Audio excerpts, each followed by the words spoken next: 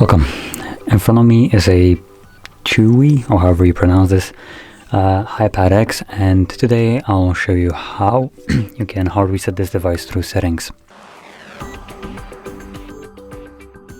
So, to get started, you will want to open up your settings. From here, scroll all the way down to System, Advanced, Reset Options, and Erase All Data Factory Reset.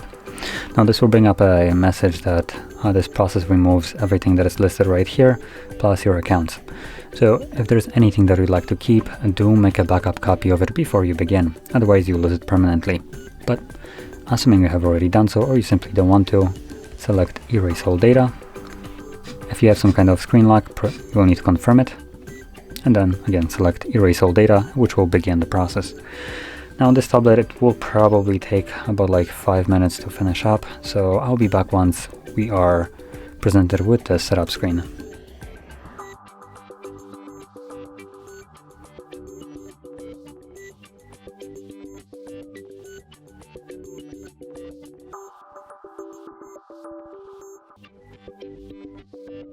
And as you can see, the process is now finished and you can set up your device however you like. So if you found this very helpful, don't forget to hit like, subscribe, and thanks for watching.